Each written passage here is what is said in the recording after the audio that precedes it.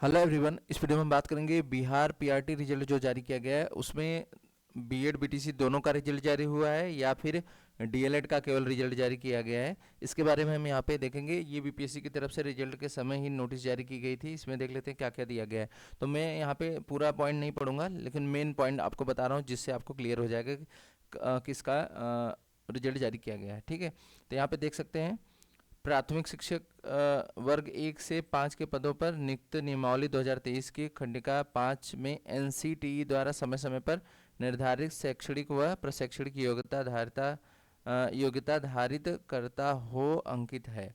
तो यहाँ पे देख सकते हैं शिक्षक प्रशिक्षण में किसी भी उपाधि के मान्यता के बिंदु पर अथवा किसी उपाधि विशेष की समतुल्यता के बिंदु पर किसी प्रकार की विवाद की स्थिति में अगर कोई प्रॉब्लम आती है तो राष्ट्रीय अध्यापक शिक्षा परिषद यानी एनसीटी के परामर्श से विभाग का निर्णय अंतिम होगा। मतलब जो भी डिसीजन लिया जाएगा वो एनसीटी के अकॉर्डिंग ही लिया जाएगा। ठीक है, फिर इसके बाद देख सकते हैं यहाँ पे दिया गया है कि इस संबंध में शिक्षा विभाग बिहार के पत्रांक ये सब दिया गया है कि एनसीटी द्वारा मान्यता प्राप्त संस्थान से शिक्षा स्नातक की उपाधि प्राप्त की हो उसे 1 से 5 तक पढ़ाने के लिए विद्यालय अध्यापक के रूप में नियुक्त किया जा सकेगा, स्पष्ट किया गया है। ठीक है, मतलब यहाँ पे 1 से 5 में जो मान्यता प्राप्त एनसीटी द्वारा मान्यता प्राप्त संस्थान से शिक्षा स्नातक की उपाधि मतलब उपाधि प्राप्त की हो। तो यहाँ पे सबसे अब नीचे आते हैं।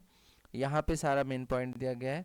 इसमें ये बोला गया है कि यहाँ पे सबसे ज़्यादा इम्पोर्टेंट है, माननीय सर्वोच्च न्यायालय द्वारा पारित आदेश का अनुपालन करते हुए प्राथमिक विद्यालयों के मूल कोटि के अध्यापक का परीक्षाफल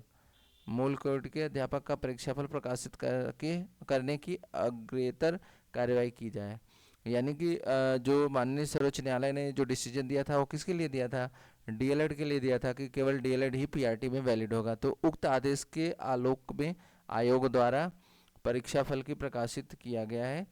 फिर भी यदि इससे संबंधित अगर फिर मतलब सुप्रीम कोर्ट के डिसीजन के अनुसार ये निर्णय लिया गया है कि डीएलएड का ही रिजल्ट जारी किया जाए, लेकिन फिर भी बिहार की सरकार की तरफ से बोला गया है कि फिर भी यदि इससे संबंधित अन्य मामले में माननीय सर्वोच्च न्यायालय अथवा समकक्ष न्यायालय का अन्यथा आदेश पारित होता है तो उसके उसके फलाफल में परीक्षाफल प्रभावित होगा। ठीक है, अगर कोई फिर डिसीजन आता है, जैसे 20 तारीख की जो डेट पड़ी थी अब शायद 30 तारीख को हो गया है, सुप्रीम कोर्ट में जो सुनवाई होनी है डीएलएड और बीएड की, तो उसके अकॉर्डिंग जो डिसीजन आएगा फिर उसमें परीक्षा मतलब जो अभी आपका रिजल्ट जारी किया गया है उसमें परिवर्तन किया जा सकता है। ठीक है, तो ये थी इन्फॉर्मेशन बीएड और डीएलएड के लिए कि कौन वैलिड होगा। तो ये रिजल्ट सिर्फ डीएलएड के अभ्यर्थियों का ही जारी हुआ है और मेरिट बहुत ही ज़्यादा हाई गई है।